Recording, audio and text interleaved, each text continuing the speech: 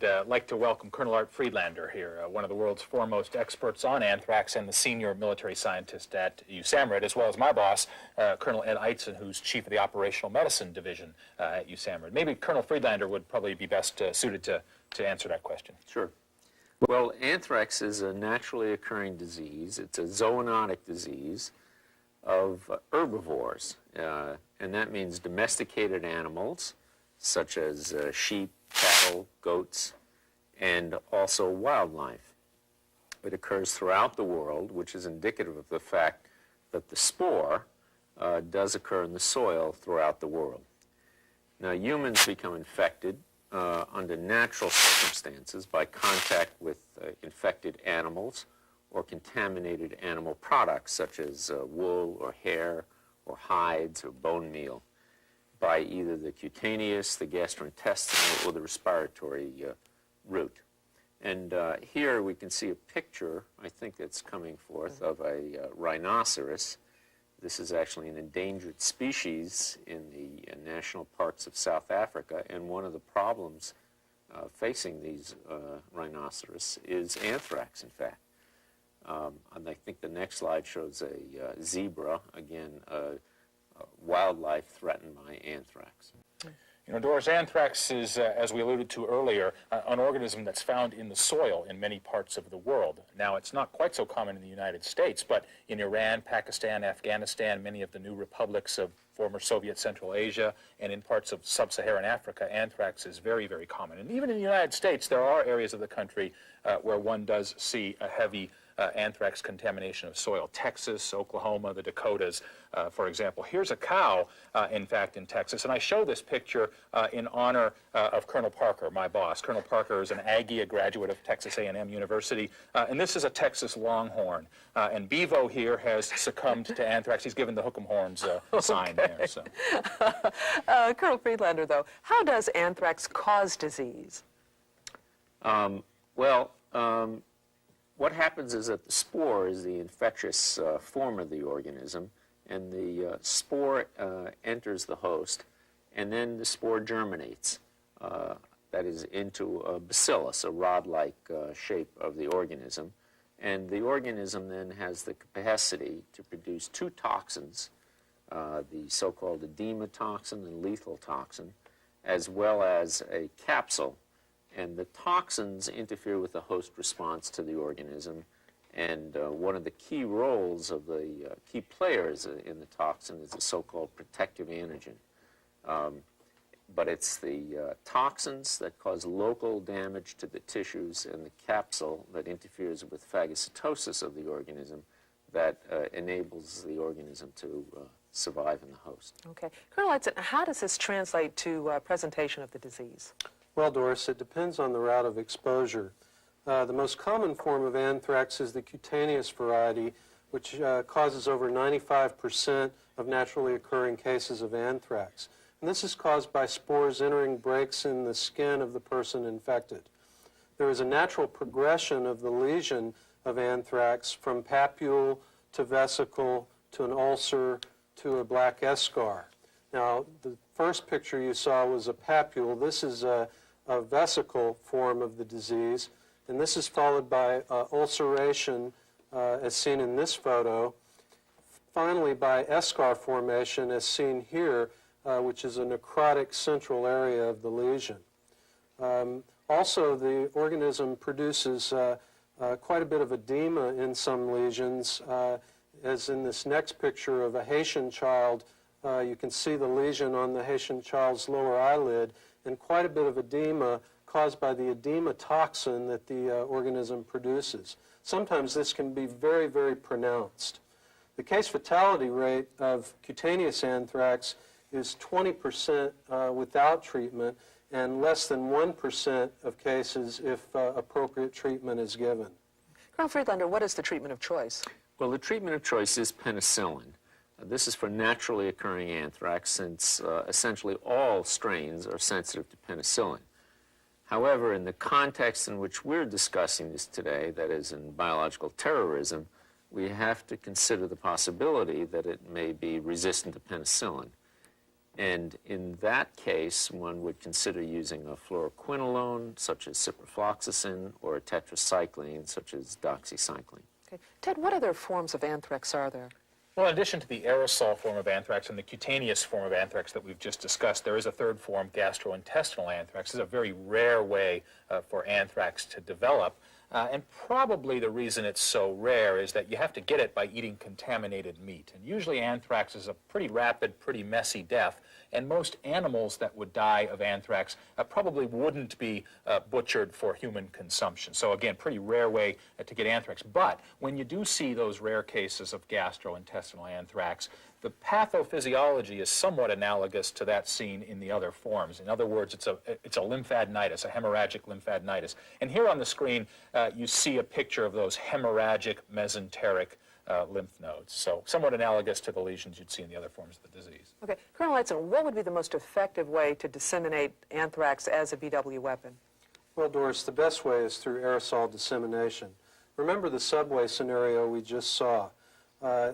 One can affect more people by disseminating the organism by aerosol than any other way. Also, anthrax is most deadly by the inhalational route. The case fatality rate for inhalational anthrax is quoted by a variety of sources as between 80 and 100% of cases fatal in people who are exposed to an effective dose of the organism. Okay. Colonel Friedlander, what about the incubation period? Well, the incubation period for inhalational anthrax is from about 1 to 6 days. There's actually limited information about this disease. It's a rare disease, and it presents with a flu-like illness of malaise, some fever, non-productive cough. There may be a period of improvement, and over the next day or two, it progresses to really the sudden onset of respiratory distress.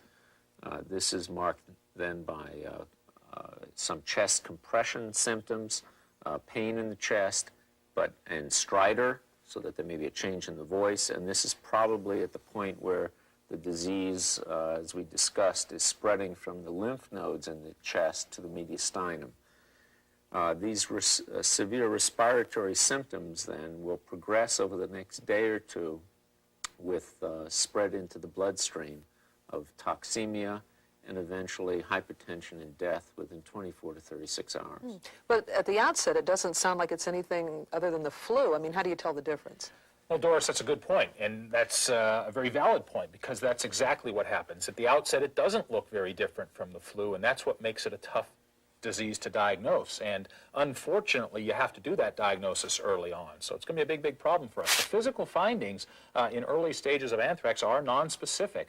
As you get into the later stages, the chest x-ray may show a widened mediastinum. Again, and you can see that here, but that's late in the course of the illness. So if I saw that in a patient, I'm probably not going to be able to salvage that patient. But I do hope that I can use that knowledge and use that to salvage other patients who may have been exposed to the same thing. Same thing goes for gram stain. Gram stain of blood may show organisms, but again, not until late in the course of illness, and I'm probably not going to salvage the patient who already has a positive peripheral blood gram stain. But I do hope that by diagnosing that severe case, I can be then armed with that knowledge and use it to help other cases out there on the battlefield or in our cities and towns. Hemorrhagic pleural effusions tend to occur late in the case of anthrax cases, and in 50% of cases, there's a terminal hemorrhagic meningitis as well. All right. Colonel Friedlander, how is anthrax weaponized for biological agent use, and what makes it such a good biological weapon? Well, what makes it a good weapon is the fact there are two features. One is that it's stable as an aerosol, and it is naturally infectious as an aerosol. This is a natural form of the disease, and its physical characteristics in terms of stability and infectivity and its size, its particle size, make it essentially an ideal weapon. That is, the 1 to 5 micron particle size is such, as you've heard before, that it will be deposited and retained in the alveoli of the lung, deep within the recesses of the lung. So then after you inhale anthrax, what does it do to the body? Well, I think we have a video clip that will demonstrate that quite nicely. Once you inhale anthrax spores, those spores get down into the lungs. They're taken up by white blood cells in the lungs, pulmonary macrophages. Those macrophages do their job in the sense that they take up the spores, but they have a difficult time killing those spores initially. And so they end up serving as taxi cabs and transporting those spores to the nearest regional lymph node. And it's in the milieu of that regional lymph node that anthrax really flourishes. So once it's in the lymph node, the anthrax vegetates, comes out of its spore form into its vegetative form, starts reproducing, cranking out its toxins. The lymph node becomes necrotic and eventually breaks down, and from there the anthrax bacteria get into the bloodstream, circulate around to affect the rest of the body. And I think, in fact, we may have a shot here of viable anthrax organisms clogging up a terminal blood vessel. I believe this is a scanning electron micrograph of a terminal arteriole, and you can see here at the time of death, it is absolutely chock full of viable Bacillus anthracis organisms. And one of our basic scientists estimated to me that at the time of death, 28% of the dry weight of blood is viable Bacillus anthracis organisms. Not difficult, I think, for the clinician out there to realize why you don't stand much chance of success if you wait to treat these patients. They need to be treated at the very earliest opportunity. Okay, is inhalation anthrax treatable? Colonel Edson. Well, Doris, as I mentioned before, cutaneous cases are readily treatable with penicillin. And in fact, only one naturally occurring case of penicillin-resistant anthrax has ever been documented. For inhalational cases, however, treatment can be very difficult, much more difficult. And in fact, you need to treat inhalational anthrax very early and very aggressively. Still, even at Sverdlovsk in the Russian outbreak, some cases were treated with antibiotics and survived. Colonel Friedlander, based on what you've seen with the animal challenge studies, what would you recommend for treatment? Well, I should first say that there's really minimal experience with treating this disease in humans because of its rarity. And we have had an opportunity to look at non-human primate models of inhalational anthrax, and based upon those studies, as well as in vitro sensitivities, the recommendations, and I think they'll be on the screen, is that if it's a penicillin-sensitive organism, to use high-dose penicillin, and here we're talking about 20, 24 million units of penicillin a day. However, again, in the context of what we're discussing, if it's a penicillin-resistant organism, or if you don't know the sensitivities, we would recommend a fluoroquinolone or a tetracycline given intravenously to manage this disease. Right. Well, how do you protect yourself and other people? I mean, isn't this a contagious disease? Well, no, Doris, it's not. In fact, if there's any good news attendant to this whole problem of anthrax, it's the fact that it's not contagious person to person. In fact, I'm not aware of any person-to-person transmission of anthrax. The last large-scale human outbreak of anthrax occurred in Zimbabwe in about 1979. There was the possibility that during that outbreak there was some transmission from person to person via a biting fly vector. But in general, that's a pretty unusual way to transmit anthrax. And this brings us to this whole issue of precautions, and the CDC has recently revised its guidelines and used new terminology, but now we would consider standard precautions, what used to be called universal precautions, as sufficient for managing patients with anthrax. Colonel Friedlander, where is there an area of concern? Well, one of the areas of concern, and I think Mr. Patrick discussed that earlier, was the question of the contaminated environment and what to do with that. There's no good evidence in humans of infectivity from secondary aerosols with anthrax spores. Nevertheless, we think that it would be prudent, certainly in the immediate area of a munition that went off, where there might be high levels of spores, to avoid the area until it was decontaminated. And the same would go, same argument would go for exposed patients, although again, we do not think that's really a significant hazard. But soap and water and dilute bleach should certainly handle that situation. Now, besides protecting yourself from becoming exposed to the spores, what can you do to prevent the disease? Well, Doris, the best way is with immunization using the anthrax vaccine. And in fact, through animal and human vaccination programs, we've been able to decrease the numbers of anthrax cases now in the U.S. to the point that most people now think that anthrax is a new disease, when in fact, as Ted has described, it's been around since antiquity. Well, what happens if you're exposed to aerosol anthrax, then what do you do? Well, if you've been exposed, there are two approaches that are necessary. One is antibiotic prophylaxis, and I think, again, we'll see what some of the recommendations are coming forth on the screen. But that would include, again, use of antibiotics such as ciprofloxacin or doxycycline for a period of 4 weeks, plus the beginning of vaccination, and that would require 3 doses over a 4-week period. And the reason for this is because of the fact that the spore can persist in the body for a prolonged period of time. So that's the reason to have combined antibiotics plus vaccination. Now, if vaccine is not available, we would recommend that the treatment with antibiotics should be prolonged to about 60 days. Because, as I've said, there have been cases that have occurred quite long after exposure. You know, Doris, a whole lot of triage issues are called into play here. If you had very few cases and plenty of medical resources and there were an anthrax exposure, of course, you're going to treat everybody. Even people who are vaccinated are probably going to get 30 days worth of post-exposure prophylaxis. On the other hand, if resources are limited and large numbers of cases are occurring, of course, you're going to start triaging those patients, and those people who are fully vaccinated will probably be last in line to get post-exposure antibiotic prophylaxis. All right.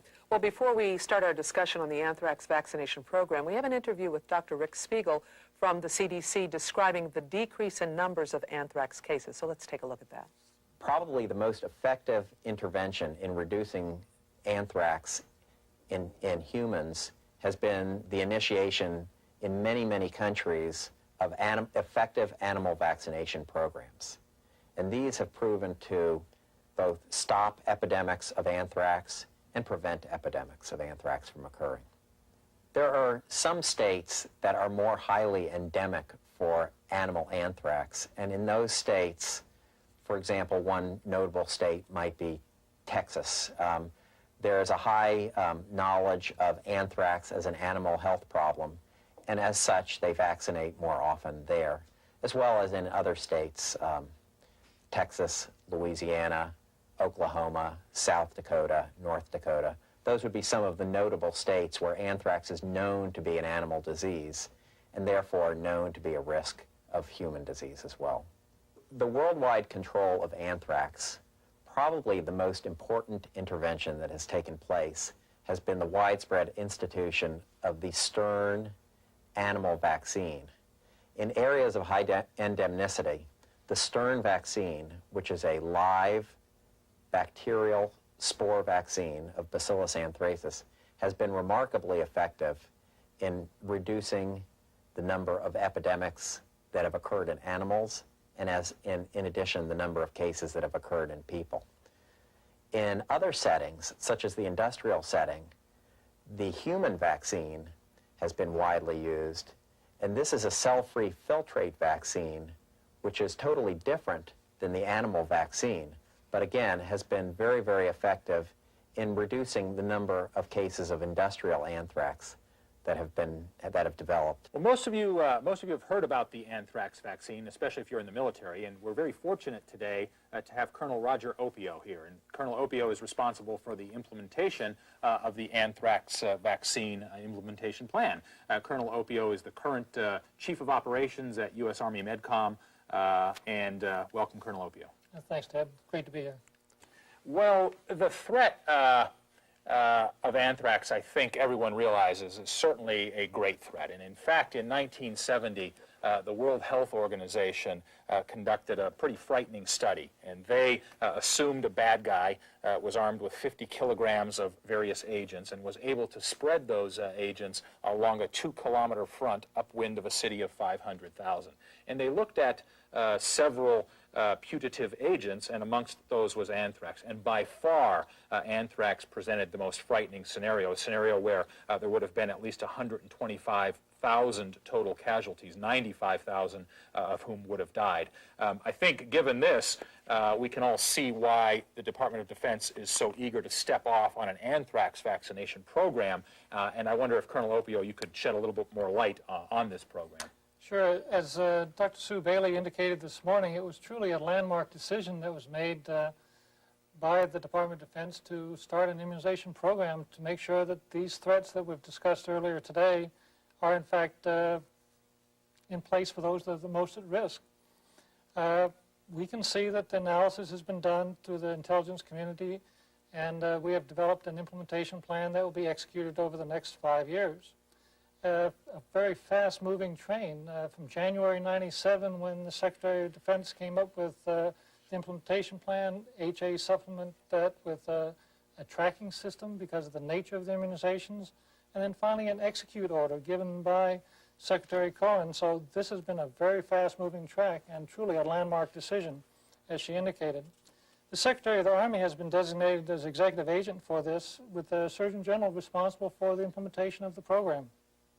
A timetable was quickly developed, and as you see on your screen, we are in fact a three-phase operation.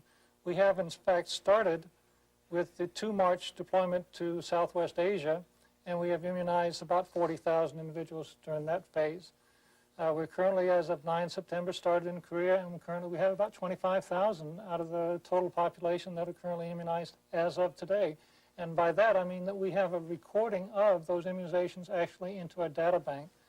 A truly remarkable achievement. This is a thoroughly thought-out program. It wasn't rushed to. It was, even though the program has been in existence through the FDA with approved vaccine for over 28 years, we have in fact gone through supplemental testing. We've had an automation tracking system put in place, and then we've had an independent review. So it's very well thought out, and I think it's a very well executed program. I know as I travel around the country teaching biowarfare defense to various medical practitioners, I certainly hear a lot of concerns from soldiers in the field about the safety of this vaccine. I think you've pretty much allayed most of those concerns here today. Well, has the vaccine ever, has it been used before? Yes, it has. And in fact, the current anthrax vaccine has been licensed since 1970, so it's been used for over 20 years. It is prepared from a filtrate of a culture of an attenuated avirulent strain of anthrax bacteria. It doesn't contain any live agent, and it is not capable of transmitting the disease to humans. It has been used historically by workers who handle animal products and also by laboratory personnel. As you heard from Dr. Spiegel from the CDC, both the animal vaccine and the human vaccine have been very effective in reducing cases of anthrax. The vaccine was given to about 150,000 soldiers during Operation Desert Shield Desert Storm, or about 25% of the total force deployed during that operation, and no severe adverse health effects were seen during that time. Well, Ed, I've had my 6 doses of anthrax vaccine. I didn't have any side effects. And in fact, I've distributed many doses of anthrax vaccine. I'm really not aware of anything other than some minor side effects. How about you? Are you aware of any significant problems with this vaccine? Well, Ted, you know, clinical studies submitted to the FDA for the original licensure of this vaccine contained information on about 16,500 doses that had been given.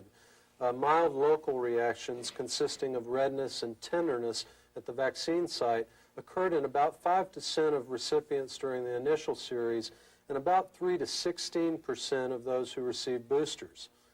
Moderate reactions with redness 1 to 2 inches in diameter with tenderness or itching at the site of the vaccination were reported for less than 1 to 3% of all the doses that were administered.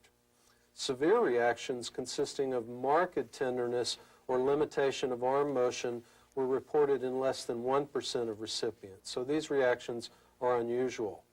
Local reactions usually resolve within 1 to 3 days, except for some vaccinees who may develop a non-tender subcutaneous nodule shown here.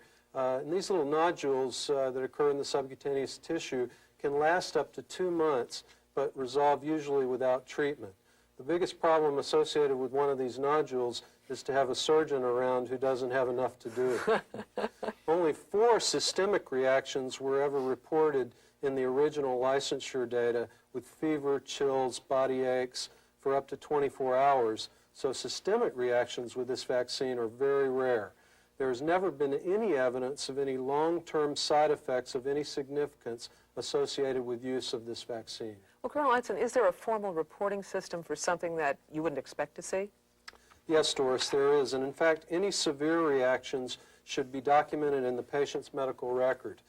Any reactions resulting in hospitalization or lost time from duty, and we define that as greater than 24 hours lost time from duty, should be reported on a form called a Vaccine Adverse Events Reporting System form, or VAERS-1 form. Anyone with a hypersensitivity reaction, such as anaphylaxis, should have that marked in their medical record very clearly, and they should not receive any further doses of this vaccine. Colonel Friedlander, does this vaccine work and is it effective? Well, first of all, there's very limited data on the efficacy in humans. There was a field trial done using a similar vaccine in the 1950s in wool mill workers in the northeast of the U.S. And in that study, it was demonstrated that the vaccine was effective in preventing cutaneous anthrax. There was a 93% protection rate against the cutaneous form of the disease, which is the form of the disease that usually occurred in the mill workers. However, there were some cases of inhalational anthrax that occurred during this outbreak. And as it turned out, there were 5 cases. All 5 cases occurred in the group which did not receive the vaccine. There were no cases that occurred in those workers that were vaccinated. However, so while it suggested that the vaccine protected against inhalational anthrax, the number of cases was not sufficient to offer statistically significant proof of efficacy. And that's the only data that exists in humans. And hopefully we will never have any more data. But part of that, for that reason, the vaccine efficacy was tested in the best model we have, which is in the non-human primate. And in such studies involving rhesus monkeys, it was demonstrated that after receiving, in 25 monkeys, and I think you can see this on the screen, who received 2 doses of the vaccine, all 25 monkeys survived. Now, there were also, and this is from a period from 2 to 9 months after vaccination. In fact, 7 of 8 monkeys survived for a period of 2 years. In an additional study, there were 10 monkeys that received only a single dose of the vaccine, and all 10 of those survived. So that with the best animal model that we have for this disease, inhalational anthrax, the vaccine is highly effective with 42 out of 43 monkeys surviving. You know, those studies are certainly pretty comforting. Of course, with any vaccine, there are going to be some contraindications, and I wonder, Ed, if you could elaborate upon some of those contraindications with respect to anthrax vaccine. Sure, Ted. As you know, personnel who have a hypersensitivity reaction with this vaccine, even though hypersensitivity reactions are quite rare, should not have a further dose of the vaccine. Those known to be HIV positive or otherwise immunocompromised should not be vaccinated, as they are not deployable anyway. There also are some temporary conditions, as shown on your screen here, during which vaccination should be deferred. And those include an acute respiratory disease or other active infection, those with a temporary suppression of their immune system, such as a patient on corticosteroids, and those who are pregnant. You know, Ed, again, as I travel around, one of the things that causes great concern, one of the questions, I guess, that comes up frequently is the question of pregnancy. Are there contraindications to giving this vaccine to a pregnant woman? Are there lasting effects on reproductive health? I wonder if you could comment on that. Well, as you know, the vaccine is a sterile, cell-free product. It is taken from the culture supernatant of a culture of anthrax. So there are no organisms in this vaccine. There's absolutely no reason to think that this would cause a problem in pregnancy.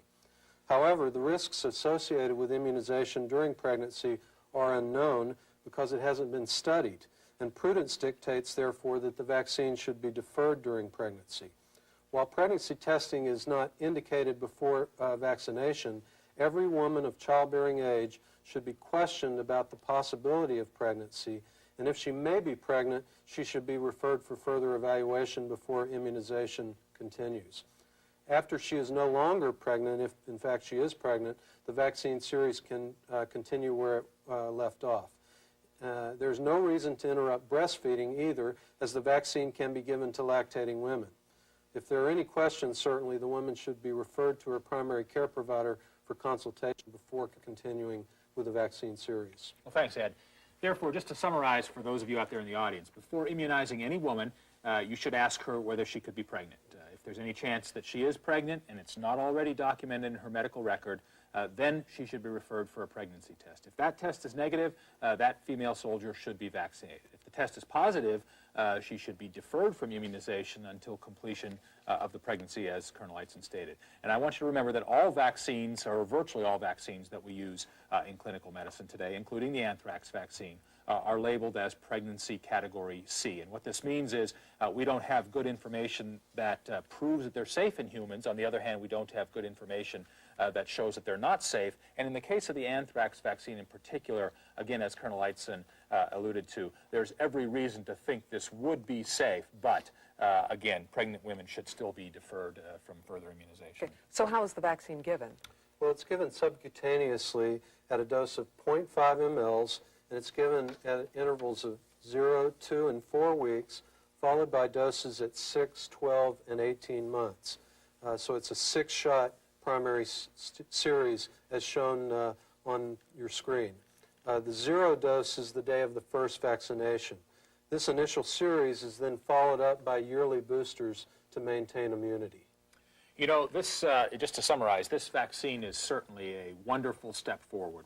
We're far forward from where we were in biological defense a few years ago. But there's obviously some problems, and those problems are exacerbated by the fact that this is a somewhat unwieldy series of immunizations, 6 doses over 18 months. I know that's a problem for me when I got the vaccine. It's a problem for me as a practitioner administering the vaccine, and I imagine it's a heck of a problem for the first sergeant who has to get his poor troop in there 6 times over a period of 18 months. And I think Colonel Opio probably wants to comment a little bit on that. Indeed, the largest challenge facing health affairs was to capture this all in an automated data system. It was an incredible task. The services had never, and to this date, have never done anything like this to capture 100% accurate all immunizations that are given worldwide. The task was sent out, and it was determined that the DEERS data system would in fact be the central repository. And each of the services then developed their own interim systems to support this requirement. The Army developed the MedPro system, the Air Force developed the MITS, the Medical Immunization Tracking System, and the Navy developed the SAM system, which was already on board their shipboard automated medical systems. And so they're all feeding this data into a central data warehouse to capture all this data. And when you think about it, 6 shots over 18 months, who is in the same place at the same time? In the mobile force we find ourselves, soldier, sailor, and airman, always moving around. So we needed to be able to go into any medical treatment facility, regardless of color of service, and pick up that immunization with 100% accuracy. And the systems that the services have developed have allowed us to do that. An incredible task, and my hat's off to the services for making that happen. The Surgeon General, as the executive agent and executing for the as the TSG rep, we try in the Operations Directorate to make sure that all of these data bytes are in fact captured with 100% accuracy. We report on a weekly basis just the status of the force. And as you can see, this would in fact not be possible unless we had some mechanism for the commanders. And the commanders do in fact have that capability. There is obviously a manual system that goes along with all of this. We still use the SF-601, the medical record, shot records that's placed in the records. That's that little yellow shot record? No, just a minute, Doris. That's the yellow. I remember that one. That's the international, okay. The PHS 731, that yellow shot record. So there's a redundancy in the systems. We still do the manual system, but we've added the automated tracking system to that as well. Yeah, being a former military brat, I remember that little yellow card. I would like to share, though, that the commander now has the responsibility for executing this program. I mean, we are providing the vaccine, we provide the plan for doing it, but it's actually a commander's responsibility. And so that commander has to have the tools available to him. And there have been some systems developed to do that. You should be able to dial up the DEERS address, www.dmdc.osd.mil.sicrs, and with those acronyms and log on an ID. If you have a need to know, I mean, we don't want Saddam Hussein dialing up and getting access to it, but we do in fact want to have a reason for you to have access to that data bank you can pull up by unit identification code or by social security number. Within the Army, we have developed the MedPro system, and we have put that on the web page. So if you have access to the World Wide Web, you can dial up www.mods.asmr.com, and you notice it's a .com, so it's available to anybody. And so there was some question about security, and I'm sure the audience is wondering, well, can anybody do that, since you brought up Saddam? What happens is when you put in your social security number, it is in fact traced back to the officer master file. And if your social doesn't register in the officer master file or the enlisted master file, you don't get access to that system. So there's a security system, a secure layer that we've provided for that. I think it's just an exceptional system. From all the services, and the DEERS has been the central repository, forebodes things to come with the centralized data management of all of our health data. But Colonel Lipia, what happens if you miss a dose? Well, if you miss a dose and you're within 2 years, you just continue right where we identify that missing dose. So up to 2 years for us, you can go ahead and continue on with your series. And under the new AVIP guidelines, this 2-year limit applies only to those personnel receiving a single dose. Personnel who have received 2 or more doses can simply pick up right where they left off, regardless of the delay between doses. Now, during Operation Desert Shield, Desert Storm, 150,000 soldiers, sailors, airmen, and Marines were administered the anthrax vaccine. Most of these personnel received a single dose. And obviously, since it's been more than 2 years, those personnel would need to start over again. Those few soldiers who received 2 or more doses and who can in fact document the fact that they received 2 or more doses can again simply pick up right where they left off.